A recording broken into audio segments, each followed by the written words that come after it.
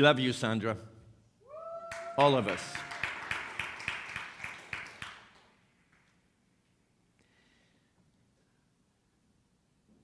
How many of you created New Year's resolutions? I know Reverend Juan asked you that earlier in the year. How many of you are still being loyal to your resolutions?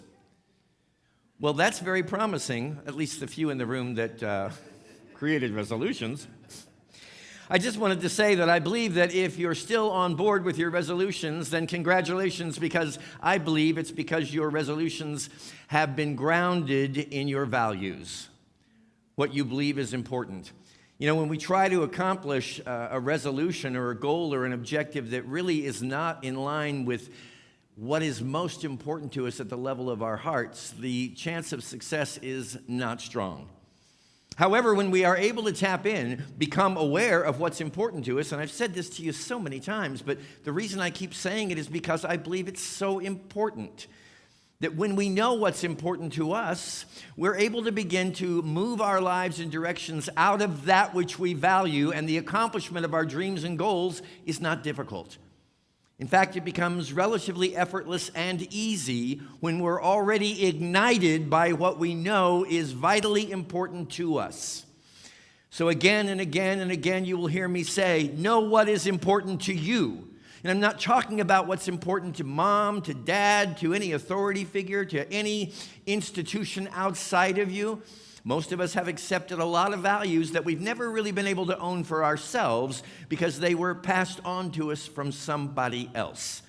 So it becomes, to me, crucially important that we take the time, you and I do it annually, that's why I'm standing before you right now, to evaluate or reevaluate what is really most important to us in life.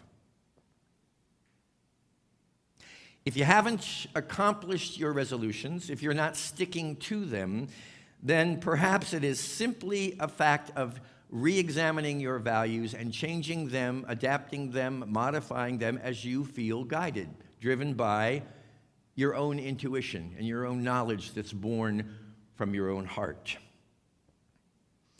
How many times have we heard, thoughts held in mind produce after their kind?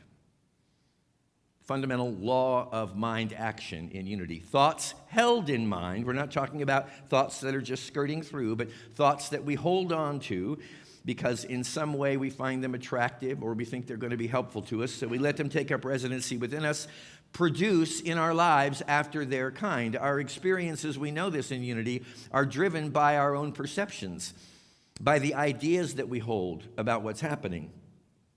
What matters becomes matter. How many times have I stood up here and shouted that to you? What matters to you, what's important to you, is what's going to show up in your life experience. Here's a new one. What you think about, you bring about. What you think about. Doesn't matter what anybody else is thinking about. It's what you think about, you bring about.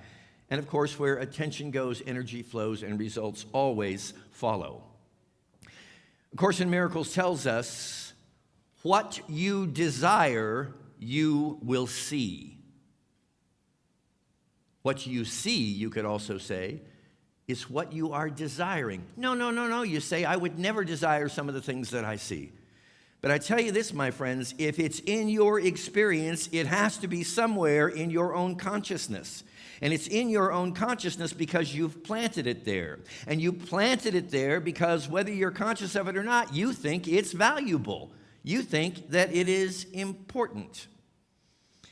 You will always experience that which you value, that which is most important to you. That's why it is key. And the beginning of a new year is a wonderful time to really go within and say, what is most vitally important and significant to me? Every time I address this subject, I share with you these words from Lesson 326 in A Course in Miracles, from the daily lessons. All things I see reflect ideas. I'll say that again. All things I see reflect ideas. This, A Course in Miracles says, is salvation's keynote. And when we speak of salvation here, we're talking about freedom from erroneous false beliefs, unleashing ourselves from things that are not true for us, so that we can place a fuller investment in that which does have meaning and value and significance to us. This is salvation's keynote. What I see reflects a process in my mind which starts with my idea of what I want. From there, the mind makes up an image of the thing the mind desires, judges valuable, and therefore seeks to find. These images are then projected outward, looked upon, esteemed as real, and guarded as one's own. Now, we talk frequently with you about the power of the mind, but I really want you to hear this. This process is talking about getting an idea of what you want, what you believe is valuable, what you are desiring, and then recognizing this amazing power of your mind has the ability to take the idea, to translate it, and to produce it as an experience in your life. As guardians of our minds and guardians of our hearts, it becomes crucially important, perhaps the single most important thing we can ever do on this spiritual journey, is to know what we want, what is important to you, and to let that take up residency in your consciousness, in your mind, trusting this process that Course in Miracles is describing to us. It will take that idea and translate it into a living reality in your world. So you see, our consciousness, our mind, and this is fundamental to the unity way of life, but it bears repeating on a constant basis. This is what is creating your experience.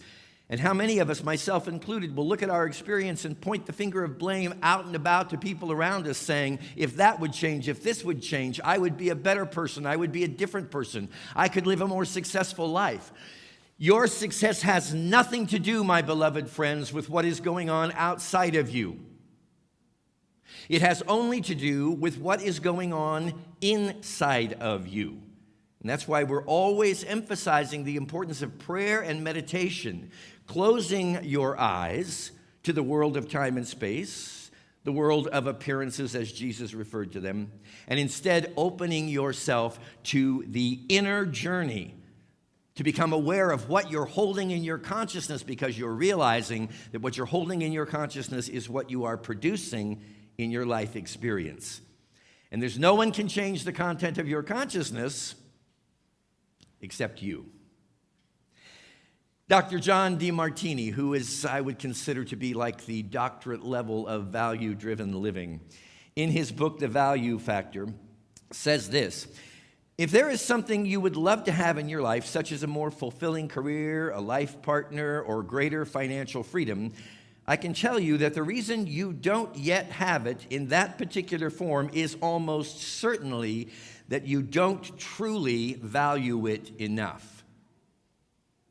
There is something else you value more, and that's where your energy, time, money, and focus have gone, whether you are aware of it or not. You see, we have conscious values that we're functioning with all the time. We also have professed values. I'm a very deeply spiritually devoted individual. That's beautiful, but the real question becomes, is that significant? Is that important enough to you that it is actually outpicturing in your day-to-day experience on an ongoing basis, or at least on an increasing basis? There are, hidden within us, values that we're not even aware of. And that's why the inquiry, the search to determine what is important to us, is so important, because you'll uncover the values that you may not even realize that you're holding through this experience. If you want more information on that, you can visit drdemartini.com, and he has a whole plethora of information and angles and techniques and practices that you can employ to get more in touch with what is really important to you, what you really value. As for me, at least once a year, and sometimes more frequently, I do a value inventory, and I've spoken with you about this before. I speak about it again because what I find is every time I do one of these value inventories, I discover something that I value that I was not aware of. And in that discovery, I can either accept it or I can deny it. I can either incorporate it, hold on to it, let it flourish, or I can say there might be something else that I value more than this. For example, if you are seeking to find the right career or the right vocation in your life, and it's something you've been aspiring for a long time, you want to believe that you can accomplish it, you value it. But if there is something else nestled in your consciousness, such as unworthiness, undeservedness, incompetency, any of those qualities, If you're valuing it, because if it's showing up in your life, you are valuing it, it could stand in the way of your ability to experience that vocation of your dreams. So to uncover the values that are keeping you from experiencing in your life the things that you really want to experience is very helpful, although it could be occasionally shocking, because sometimes it's really difficult for us to fully realize, I truly do value inadequacy and insufficiency more than I value success. Are you with me on this? So to become aware of this, and it's an ongoing process. My values change constantly every time I examine them, and sometimes just in meditation. I'll get a glimpse of something that I believe is really important to me, and I'll find out where that is nestled in my own bank of values and see if I can do anything to help it flourish.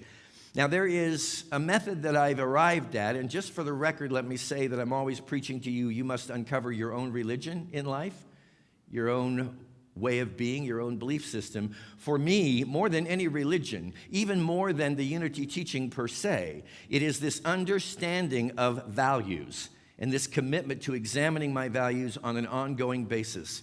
So it's a value-driven way of life, a value-driven religion, if you will. It begins by defining your values, then refining your values, and then confining my values. All the while asking yourself, is this really my value? Or is this a value I picked up somewhere along the way in my human conditioning? This is not about what's important to anybody else.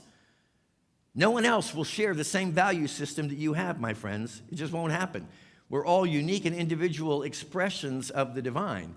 So every one of us is going to be valuing different things. And you know what? That's okay. Our mission here is not to try to convert individuals to our value system, but rather to encourage them to really search their heart to discover their own value system.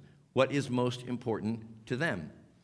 So let's start with defining. First of all, if you want to know what's important to you, what you value, just take a look at your life, because your life will reveal to you. Remember, what you value is being projected into time and space as your human experience. This is very key to understand. So look at your life and see what's happening out there in your life, and then trace that back. It takes great honesty and courage to say, what is it that I'm valuing that is creating this experience for me? I've often told you that there are many resources you can look to discover your values. One of them is your bank account. Where is your money going? Because whatever you're investing in is going to be important to you, whether you want to admit that or not. You can also look at your calendar. Where are you investing your time? Take a glance at this and look for individual words. Look for individual words that describe what it is that you're valuing. Because if you can begin to identify these words, you're going to pull them together in ways that I think will give you greater clarity and focus. Look at your environment. Look around you. What do your possessions tell you about what's important to you? What do your relationships tell you about what you value? No judgment here, just total acceptance. No right, wrong, good or bad, just like Carmen was telling us in that wonderful meditation. Be incredibly honest and even acknowledge those values of which perhaps you are not particularly proud. And then articulate those values. Put them into writing. The last inventory I did, which was right at the first of the year, 2022, I made a list of words: family, friends, health, nutrition, fitness, contemplation, relaxation, ministry, spiritual teaching, order, minimalism, financial well-being, comfort, housing, transportation. Whatever it is that comes to mind, whatever you see as you're examining your life and you're examining your investments, just put down a single word that describes that. Now begin to refine that list. And in my case, it's always a very, very long list. And I think this is too many values for me ever to remember or contemplate or meditate on. You start to bring them down. What you'll find is that you can distill this long list of things that your life is exposing to you as your values into 5 to 7 specific categories. These then become your core values. Presently in this moment, my core values are love, peace, joy, health, wealth, and harmony. Easy for me to remember. Now, there are many, many words and many, many experiences in my life that fall into those varied categories. But at the end of the day, those are my core values. Those are the rocks upon which I want to build the foundation of my future and even my present moment. We take those and we look at them very carefully and ask ourselves, is there one single word that would describe here my fundamental value? Every one of us has one particular word that will describe what is the most important value that we are holding in our lives. And for me, more and more with each passing year, that word is love. I want to be an unconditional lover of all of life. Am I doing that every day? Ask anybody who's around me. No. I'm doing my best, you see, because that's all we can do is our best. But when you're clear on your values, you begin to become more aware of those moments when you are not in integrity with what you're saying is important. And this is important. Any one of us can run around saying that we value this, we value that. The question is, how is it showing up in our lives? And from this, then, you can create a value-driven vision statement. I don't think there's anything more powerful you can enter into in your life, my friends, than getting clarity around what's important to you and building a vision born out of what you find to be the most valuable in your life. And if you get to that point of establishing your fundamental value and your core values, you'll realize the process of constructing some kind of vision statement out of that is really a walk in the park. I am an unconditional lover of life. I am peace, joy, health, wealth, and harmony. That's the vision. You can be more specific if you like, but I like those terms. And for me, because I have gone through the process of distilling this value system down into these few words, I know that every time I speak of love, I'm talking about the love that I feel for those with whom I share my place of employment, with my family, with my friends. We all know what love is. Sometimes it's a difficult thing to describe verbally, but you know what it is, and you know when you're feeling it, and you know when you're not. So you use your core values to construct this statement in the recognition that there is tremendous magnetic power in vision. You hear me on that? Tremendous. You are a visionary, whether you ever put that label on yourself or not. You're a visionary. And so as you establish with clarity what is important to you, you build that into a vision statement, you've got a magnetic force now that is pulling you and drawing you to the greatness, not somebody else's greatness, but a greatness that is born out of the integrity of your own heart. Because once and for all, you're not running after what everybody else has found to be valuable. You've got clarity around what's valuable to you. And the benefits of that, my friends, are unending. Life coach and NLP practitioner Sarah Webb says, integrity. Lots of us have different ideas about what integrity is. Integrity is having behavior that is congruent with your values. When your actions are aligned with your values, you conduct yourself authentically, sincerely, and openly. When you clarify your values, it brings purpose and passion to your life. And misalignment with what is most important to you creates the opposite. It's the source of all stress, all suffering, all effort, all disease, all poverty. Your values are constantly changing and evolving, and that's okay. I love these words of Gandhi when he said, never give up a thing. We're talking about values here. Never give up a thing. Never give up a value until you want some other condition so much that the thing no longer has any attraction for you. You can only adopt the value of love when you have reached the place where there is nothing more that you want to do with your life, with your heart, and with your soul. The benefits are infinite. You begin to have more energy. Why? Because you're not wasting energy on things that are not important to you, even though they may be very important to someone else or something else. They're not important to you. So you're more energetic. You're much more authentic because what you are is what people see, and it's what you experience. Are you with me on this? You're in alignment. So there's a clarity and a strength and a power that comes from that. Efficiency, no wasted energy going into things that don't matter to you. There's an awareness. You feel far more conscious, you feel more intentional, and you have crystal clarity about the direction of your life.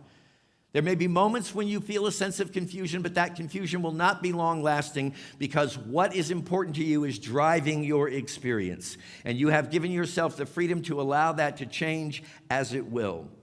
And finally, your very presence becomes infinitely powerful, my friends. And that's who you are. And who you are is what you value. So my invitation, my encouragement to you this morning is to take some time as soon as you can. It only really requires a couple hours on your part. Run through whatever inventory system feels right for you, but find out what has been important to you up to this point based on what you are experiencing in your life. Be willing to tap into those areas where you're ready for change, where you're ready for some kind of evolution of your value system, and you're ready to let something go because you know it's no longer serving you, and there's something else that you want more. And then, my friends, you walk out with power and with grace and with glory and with beauty and with strength to do nothing less than first change your world and then contribute to the changing of the world at large. God bless you.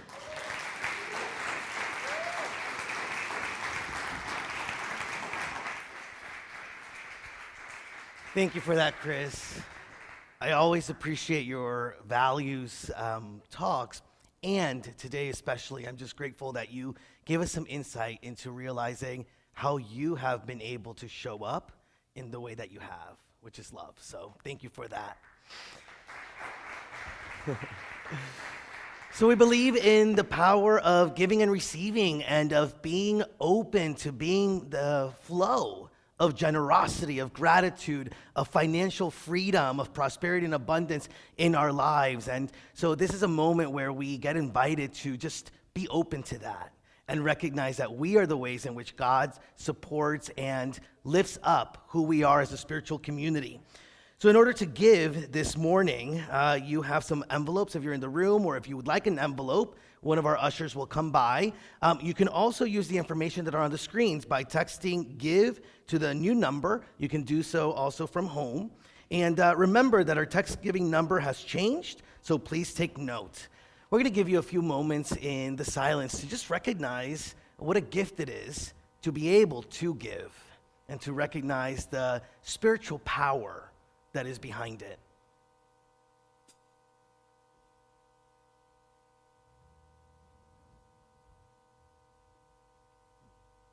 Join me in taking a deep breath. And as we are blessed, let us speak our blessing. Divine love, that I am, blesses all that I give and all that I receive. Wait. So I'm not one of the platform divas, so I'm trying to remember, do I continue or do you... Kids blessing. Okay, so I do continue. Thank you for that. All right. So we're going to take a moment to remember Ollie, who did the daily word so beautifully this morning. She's over at the Kids Zone with Raul right now, and so we're going to bless her, bless those kids, and also bless that inner child within us. Let's join in speaking our blessing. Children, we love you. We bless you. We appreciate you. We behold the Christ in you, and we see you doing great things. Take it away, Dale. Oh, wait, no, the prayer chaplains. I'm just playing with you. Now I'm just playing. All right, now we're going to invite our prayer chaplains to come forward.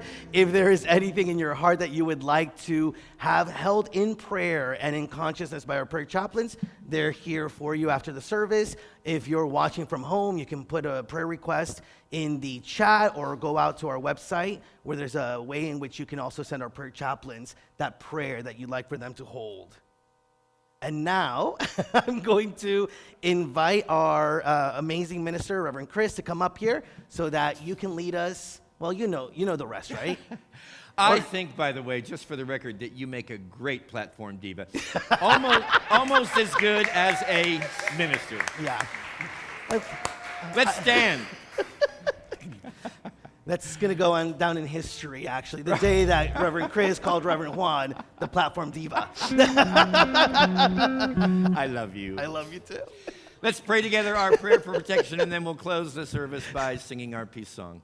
Together, the light of God surrounds us. The love of God enfolds us. The power of God protects us. The presence of God watches over us. Wherever we are, God is, and all is well. Amen.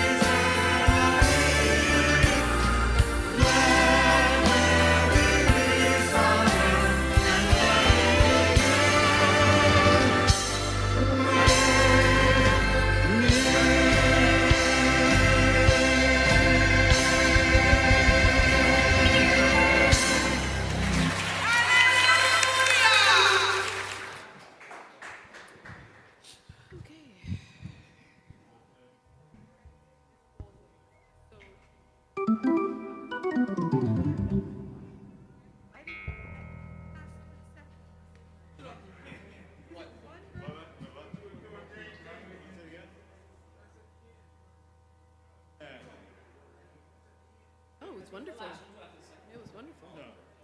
You got It that. is, You got it. no, it's just